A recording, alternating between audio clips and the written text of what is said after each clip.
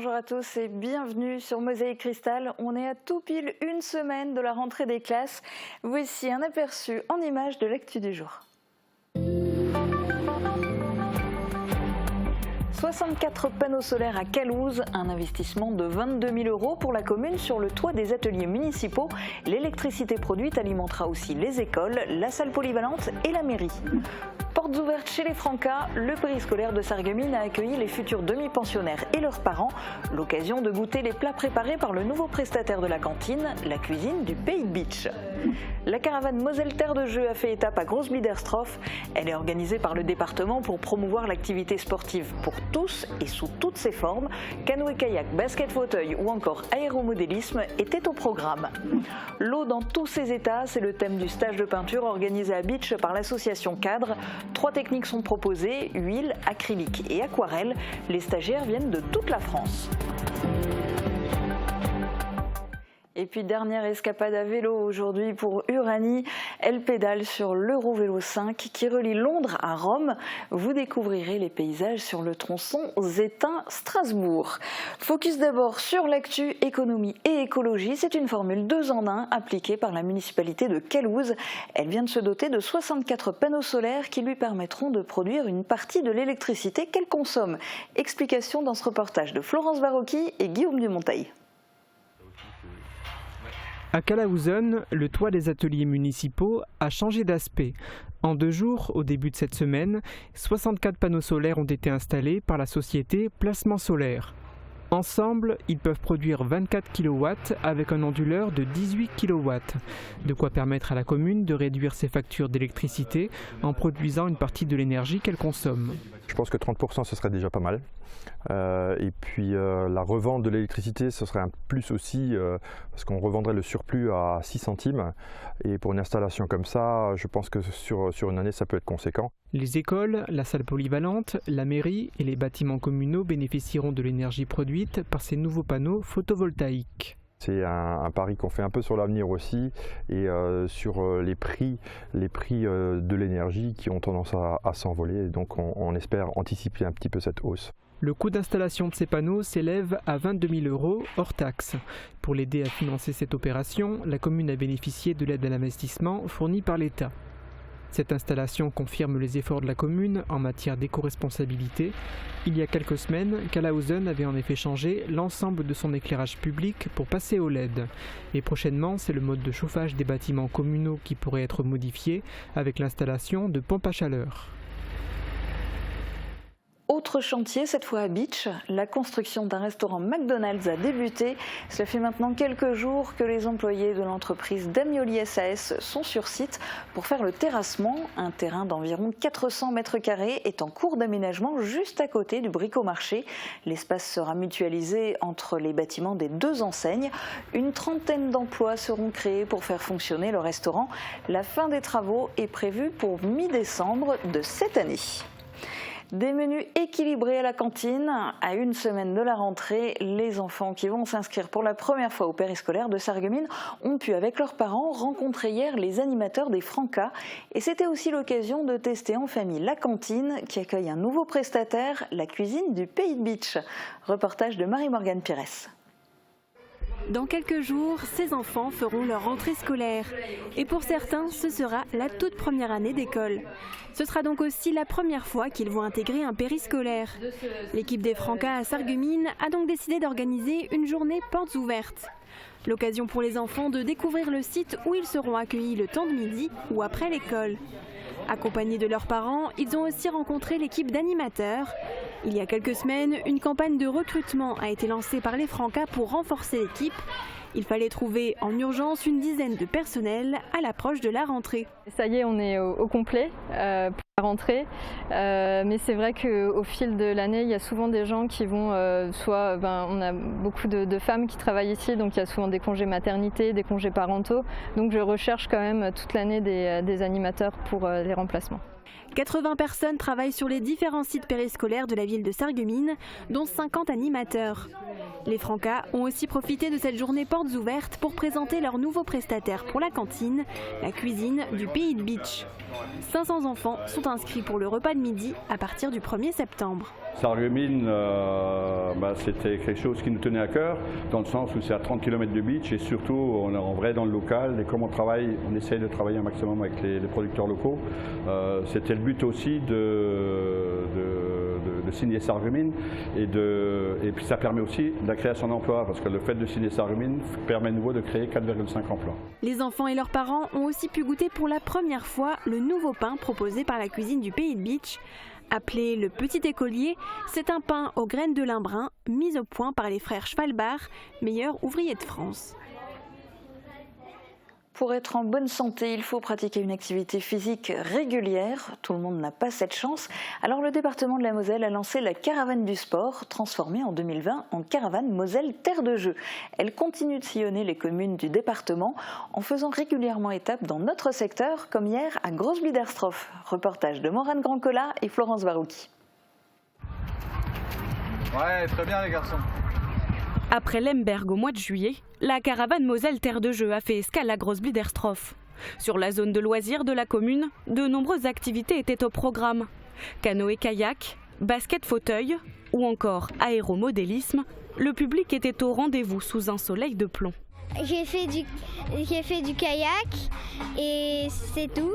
Et j'ai aussi reçu un t-shirt et un sac. C'est bien. Pourquoi ?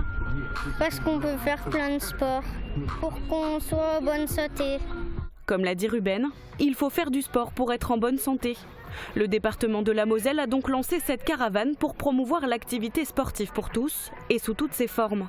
Et pour cela, il peut compter sur les associations locales et les comités départementaux sportifs, comme le club d'aéromodélisme ICAR de Wittersbourg, qui a fait le déplacement pour l'occasion. Alors c'est une opportunité pour tous les gamins du secteur de Grosse-Biederstroff de venir s'essayer à des activités sportives qu'ils n'ont peut-être pas l'occasion de pratiquer ou de connaître par ailleurs, notamment l'aéromodélisme, parce que notre activité propre, on est toujours décentré des centres-villes, ce qui est normal vu l'activité.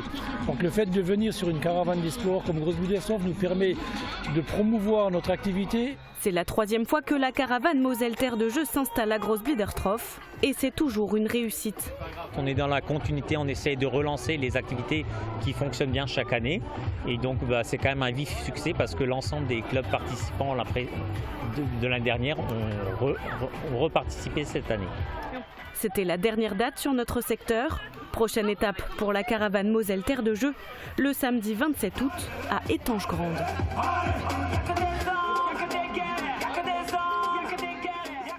L'eau, on peut y faire du canoë-kayak, on peut aussi la représenter sur la toile. Depuis 1987, l'association Cadre organise une semaine de stage de peinture à Bitche. Chaque année, la thématique change et cette semaine, les artistes débutants ont confirmé planche sur l'eau dans tous ses états.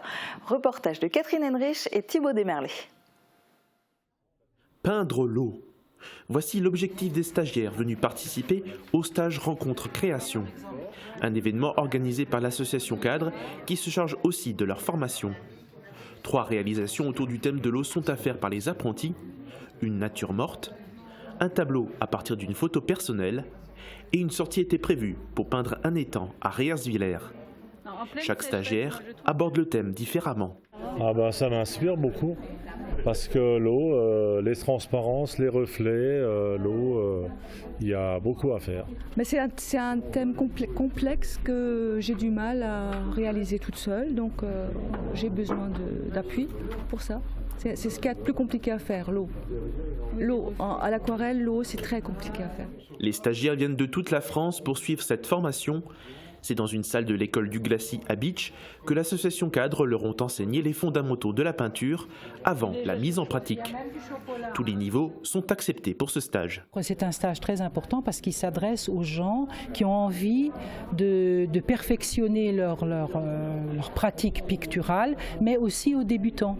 Donc il y a 3 niveaux si vous voulez. Il y en a pour les débutants, il y a une deuxième partie pour ceux qui ont déjà un petit peu de pratique, et puis il y a ce qu'on appelle les revenants, et là je dois dire qu'il y a des gens qui reviennent depuis 25 ans.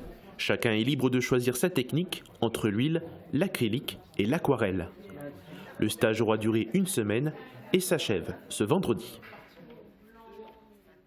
Dans un instant, on enfourche les vélos pour suivre Uranie sur un tronçon de l'Eurovélo 5 entre Zétain et Strasbourg. A tout de suite. Protégez et mettez en lumière votre maison avec toutes les nuances de crépi proposées par Moder Habitat. Retrouvez votre programme avec le Crédit Mutuel, partenaire des grands événements de votre région. Une banque qui appartient à ses clients, ça change tout. Bonjour à tous. De rares averses tombent déjà en début de matinée dans le sillon mosellan et à la mi-journée, toute la Moselle Est devrait être sous la pluie. Attention, en fin d'après-midi, des orages peuvent éclater. Le thermomètre baisse par rapport aux derniers jours et affiche 18 degrés le matin et 26 degrés l'après-midi. Demain, souhaitez une bonne fête au Natacha. Le soleil se lève à 6h43 et se couche à 20h30. Bonne journée sur Mosaïque Cristal. C'était votre programme avec le Crédit Mutuel, partenaire des grands événements de votre région. Une banque qui appartient à ses clients, ça change tout. Cora Sarreguemines, le meilleur choix pour une rentrée réussie à petit prix. De l'agenda à la calculatrice scientifique, en passant par l'indispensable stylo 4 couleurs. Ne manquez pas nos produits éco-responsables en matière recyclée. Et jusqu'au 27 août, donnez une seconde vie à votre cartable. Recevez 10 € en bon d'achat pour votre geste éco-responsable. Cora, l'hyper-proximité. La boîte à musique, c'est la référence pour les particuliers et les pros. Nos experts sont à votre service pour vous conseiller dans différents secteurs. Les instruments de musique, la location de matériel pour tout type d'événement, la numérisation de vos cassettes ou films Super 8, mais aussi pour l'installation de systèmes audio et d'éclairage en milieu professionnel ou à votre domicile. Toute la boutique est au prix du net. Retrouvez aussi tous nos articles sur notre site internet Music Good Deal. Qui pourrait devenir pour des appareils ? Les nouvelles générations d'aides auditives sont de plus en plus discrètes, même en contour d'oreille. Même avec les cheveux courts ? Oui, ils se cachent facilement derrière le pavillon de l'oreille et ensemble nous choisirons la couleur qui vous conviendra. Et ça tient vraiment bien ? Bien sûr, grâce au moule sur mesure, l'appareil épouse parfaitement votre conduit auditif.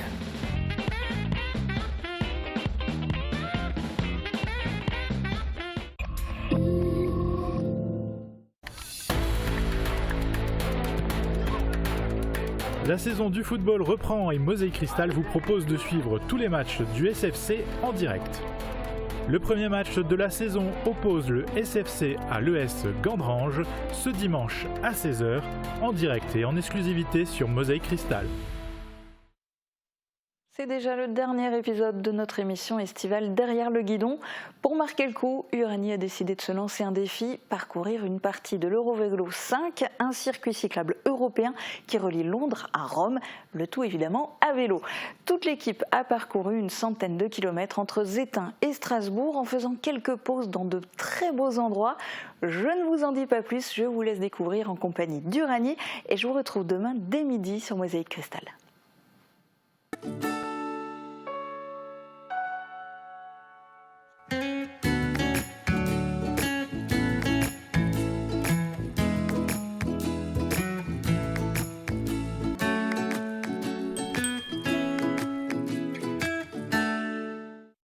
Bonjour tout le monde, c'est notre dernier épisode de Derrière le guidon, et oui déjà, mais pour finir en beauté, je vous propose de nous lancer un grand défi, parcourir une partie du circuit Eurovélo 5.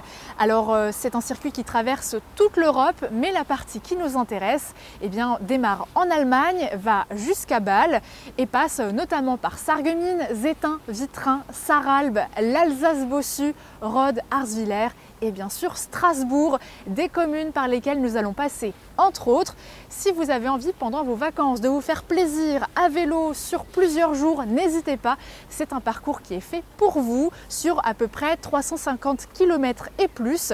Il y a de quoi faire. Bien sûr, nous, on ne va pas pouvoir tout vous montrer, mais on va en tout cas faire le plus possible. Avant de commencer ce circuit et de nous arrêter à notre premier arrêt qui est à Zétain, je vous propose d'écouter une personne qui a travaillé justement sur l'Eurovélo 5 pour vous expliquer ce que c'est. L'Eurovélo Route 5, donc c'est un des itinéraires européens qui effectivement démarre donc en Angleterre. à Londres et qui a pour objectif d'arriver à Rome. C'était le périple en fait d'un archevêque de Canterbury qui devait donc récupérer un présent auprès du pape à Rome. Donc ce cher monsieur a fait ça il y a 1000 ans à pied et c'est comme ça qu'est né en fait l'itinéraire à vélo qui traverse effectivement la France, donc au niveau des Hauts-de-France, mais également en Alsace, donc en arrivant par la Lorraine, par le canal de la Sarre. Ensuite on emprunte le canal de la Marne au Rhin, on arrive à Strasbourg et puis là on prend le canal de la Bruche et on emprunte la véloroute du vignoble d'Alsace pour ensuite à Cernay repartir du côté est pour regagner la Suisse par Huningue ou Mulhouse. Depuis à peu près 10 ans, on a installé des écompteurs. Donc tous les ans, on en rajoute. Aujourd'hui, on en a à peu près une dizaine. Et par rapport aux 5 dernières années, on enregistre en moyenne par an environ 400 000 passages à vélo sur l'Eurovéloroute 5.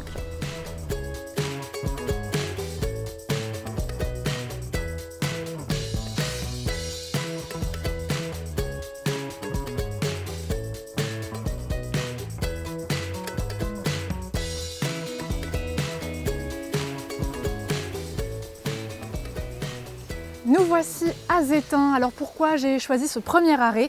Eh bien parce que j'ai entendu parler d'un hébergement insolite qui devrait voir le jour dans la commune. Et si comme moi vous êtes friand de ce genre de logement original, sachez qu'il sera question d'abeilles. Pour en apprendre davantage, je vous propose d'écouter cet apiculteur du secteur qui a une très belle idée en tête.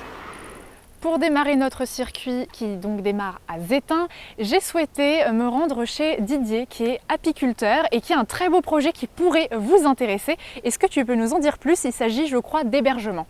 Oui, alors éventuellement il s'agirait d'hébergement où on pourrait dormir dans un chalet sur des ruches à une distance de 5 cm qui sépare le haut de la ruche et le sommier afin de dormir dans une zone d'aura, qu'on appelle ça, qui crée une zone de 1,20 m autour des ruches. Et donc, qu'est-ce que ça va? Est-ce que déjà c'est sans danger pour la personne? Et est-ce que ça a des bénéfices particuliers? Pourquoi dormir sur une ruche finalement? On demandera à la médecine exactement ce qu'elle en dit par rapport aux bénéfices. Mais le danger, il n'y en a pas puisque les abeilles sortent de ce bungalow pour voler à l'extérieur et il n'y a aucune abeille qui peut rentrer à l'intérieur. On dort juste sur la ruche, mais aucune abeille ne peut rentrer à l'intérieur. Et donc on va être bercé finalement par le bruit des abeilles. Tout à fait. Super. Et de manière générale, si on ne peut pas encore dormir, puisque ce projet-là n'est pas encore concrétisé, mais qu'on a envie de voir ton rucher et te poser des questions sur les abeilles, sur ton travail en particulier, est-ce que c'est possible? Tout à fait, sans aucun problème, après un coup de téléphone. Super. Donc on rajoutera le numéro et il y a aussi des scolaires qui viennent. Pas dans l'immédiat, pas chez moi. On fait ça d'une manière beaucoup plus directe par l'Office du tourisme du Pays de Bitche qui visite le rucher pédagogique du Moulin des Schwiller. Et là, on a des bus entiers de scolaires qui viennent régulièrement. En tout cas, c'est un super projet que tu as ici. J'espère en tout cas que ça vous a mis l'eau à la bouche et que vous aurez envie d'en profiter, même si je pense qu'il faudra attendre quelques mois, peut-être même la saison estivale 2023 pour pouvoir l'utiliser et en profiter.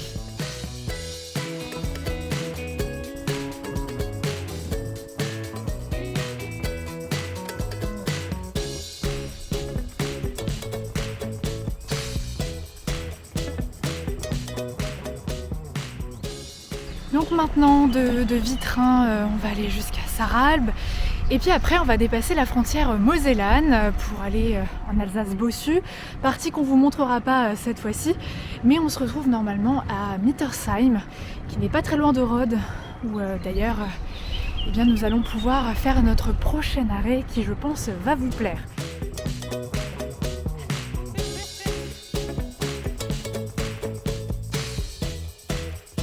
Le pays des étangs par lequel ce circuit vous fait passer, c'est sublime, vous allez le voir, et c'est un vrai attrait touristique. Alors pourquoi? Parce que sur ces étangs, il y a pas mal d'activités nautiques qui sont proposées, il y a également pas mal de camping, mais aussi sur celui qui est le plus gros du secteur à Gontrexange, vous avez une plage et pas mal d'hébergements classiques et insolites.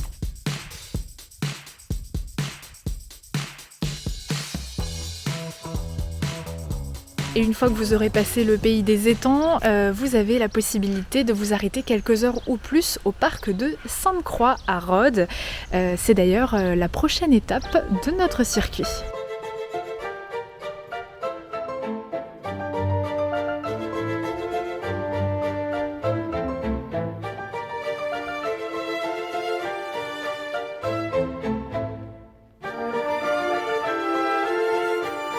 Nous voilà donc à l'intérieur du parc avec Simon qui nous a accueillis aujourd'hui, qui est chargé de communication. Alors ma première question, ce serait de revenir un petit peu sur les vocations de ce parc. Ce n'est pas un zoo déjà. Alors en effet, donc le parc il a été créé en 1980. On se trouve au tout début en fait du parc animalier ici sur la plaine des cerfs, donc 35 hectares de nature avec des animaux en semi-liberté, des cerfs, les mouflons. Et la vocation originelle du parc, tout simplement, c'est de reconnecter l'homme à la nature par le biais de l'éducation, par le biais de la présentation des espèces, mais aussi de la protection des espèces évidemment. Et ce sont des vocations qui sont bien ancrées, mais est-ce que vous vous renouvelez régulièrement ? Alors en effet, le parc, durant ses 40 ans, a eu l'opportunité à de nombreuses reprises de se développer, de se renouveler. Et nous, la façon dont on voit le futur, c'est simple, c'est toujours plus d'engagement pour la protection de la nature, de l'environnement, des animaux, à travers la conservation, à travers des programmes qu'on soutient, mais aussi vers le maraîchage, l'agriculture biologique, qui sont des projets qui nous intéressent beaucoup. On a un nouveau projet de maraîchage donc, autour du restaurant chez Liliane au parc. Donc c'est évidemment des orientations vers lesquelles on va aller dans le futur. Et donc il y a forcément des nouveautés à chaque fois et on va aller en voir une. Exactement, on va aller en voir une. On a à peine fait, je pense, 2 mètres pour finalement parler de cette nouveauté qui est donc des nouveaux hébergements. Exactement, on a 3 nouveaux lodges des cerfs donc, qui ont ouvert en mai 2022. Et c'est des logements qui sont faits dans le même esprit que les anciens lodges des cerfs, donc avec des matériaux respectueux de l'environnement, des matériaux nobles, le bois, la toile, et avec en vue donc évidemment la plaine des cerfs avec les animaux en semi-liberté, les étangs, la forêt. C'est magnifique.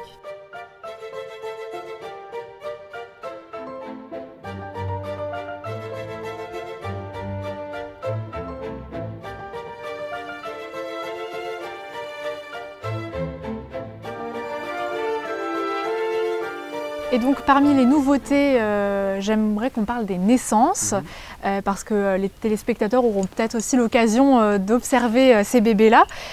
Dans quelle partie du parc il y a eu des naissances ? Alors en février, les ours noirs ont ouvert le bal avec 2 jeunes oursonnes qui sont nées, Arizona et Montana.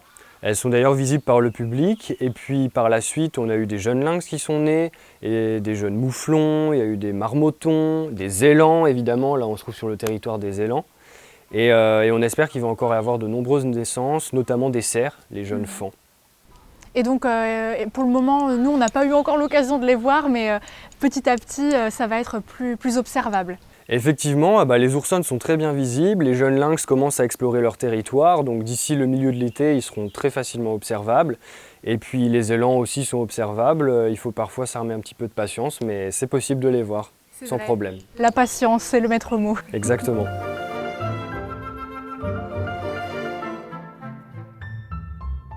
Je vous invite vraiment à passer une journée entière au parc de Sainte-Croix parce que ça vaut le détour, il y a beaucoup de choses à faire et à voir, notamment 1500 animaux, soit 130 espèces. De mon côté, je vais reprendre la route, et qui dit route dit peut-être aussi le bon moment pour avoir quelques conseils, parce que nous sommes sur un circuit long trajet.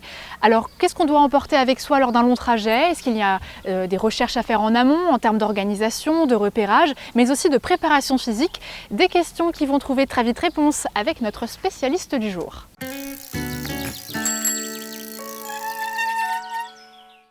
Alors dans le sac, il y a plusieurs éléments à avoir.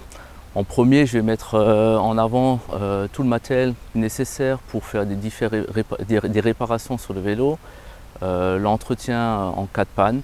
Je prends un exemple, les crevaisons. L'idéal pour partir une journée en vélo, c'est d'avoir de quoi réparer au minimum 2 crevaisons. Deuxième chose importante à avoir dans son sac, c'est de quoi s'hydrater et de quoi manger. Alors il ne faut pas attendre le moment d'avoir soif pour commencer à boire. L'idéal, c'est de boire peu et souvent. Manger un peu aussi, plus souvent, toutes les 40 minutes environ. Alors pour la préparation logistique, il faut bien reconnaître le parcours et la distance qu'on veut se fixer.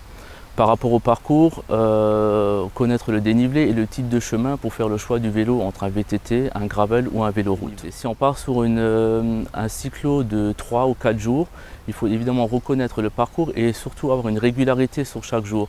Pas prévoir 200 km un jour et 50 le lendemain. Prévoir des points de repos, bien sûr, qui acceptent les vélos. L'idéal, c'est de s'équiper de différents matériels pour détecter les chutes de façon à ce que 3 ou 4 personnes sont automatiquement averties.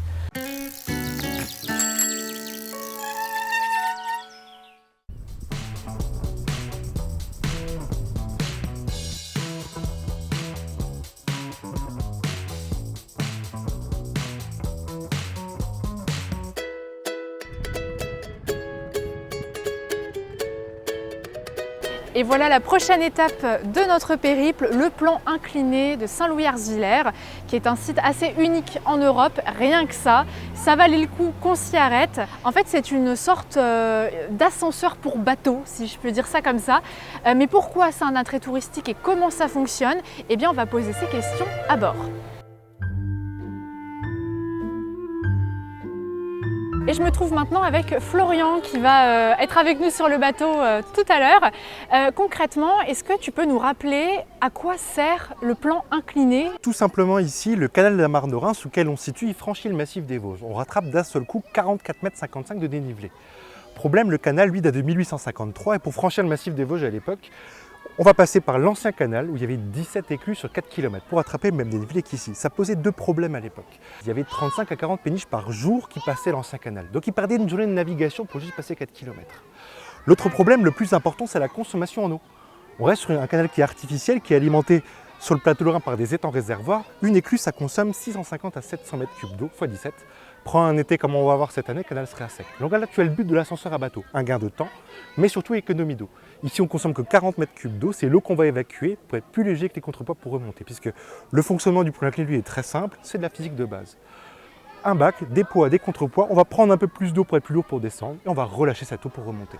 C'est assez unique. C'est unique en Europe, parce que alors, il y a d'autres types de plans inclinés qui existent en Europe, mais celui-ci, il est totalement hybride parce qu'il est totalement adapté à la vallée dans laquelle il a été construite, tout simplement. Et pourquoi aujourd'hui c'est un véritable attrait touristique et pédagogique? Alors touristique parce que déjà vous voyez autour de vous, on est dans une très belle vallée, entourée de belles forêts, vous avez la vallée des Éclusiers qui est un très bel endroit à découvrir et on reste sur un site qui reste unique en Europe. Donc les gens s'intéressent quand même pas mal de gens de voir comment fonctionne cet ascenseur à bateau. Les gens pensent que c'est très compliqué mais finalement très peu, c'est vraiment très simple à expliquer.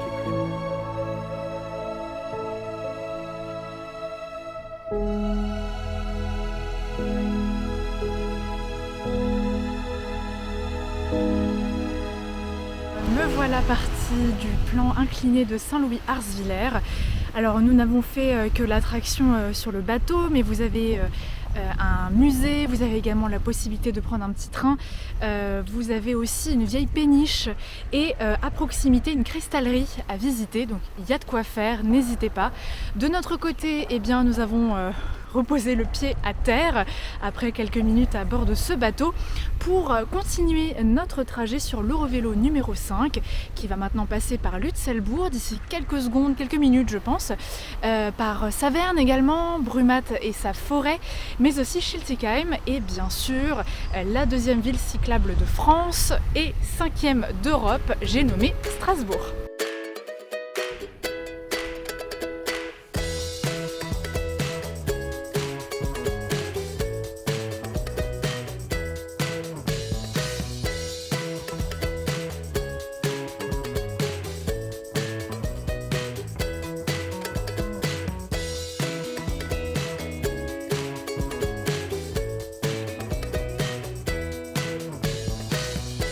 Et oui, on ne pouvait pas terminer cette émission et notre dernier épisode sans passer par la capitale du Grand Est, Strasbourg. Ici, 600 km de pistes cyclables sont présentes et sont très utilisées, notamment par 16% des actifs contre 1% à Metz. Fun fact, c'est aussi la première ville des vélos volés, un classement qui ne plaît pas à tout le monde. Et si vous n'avez pas envie de pédaler, eh bien, il y a une autre solution qui s'offre à vous.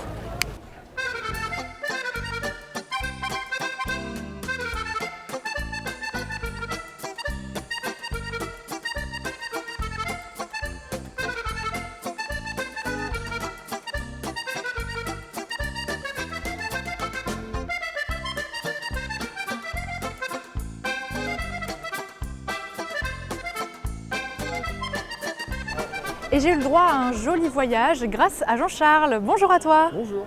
Alors j'aimerais que tu m'expliques pourquoi est-ce que tu as décidé de créer cette société-là et finalement qu'est-ce que les gens recherchent en utilisant cette manière de se déplacer? Alors l'activité aujourd'hui c'est principalement autour du tourisme. À la base j'ai fait ça pour qu'il existe un transport de personnes écologique et pratique puisque en fait l'idée est arrivée un soir où on était au bistrot avec des copains dans une petite ruelle près de la cathédrale et on était en terrasse et on a dû tous se lever pour laisser passer un taxi automobile et on s'est dit non, il faudrait qu'il y ait autre chose et donc du coup j'ai créé cette société de vélo-taxi. Donc c'est pour 1 à 2 personnes? C'est pour 2 adultes et un enfant, c'est homologué pour 3.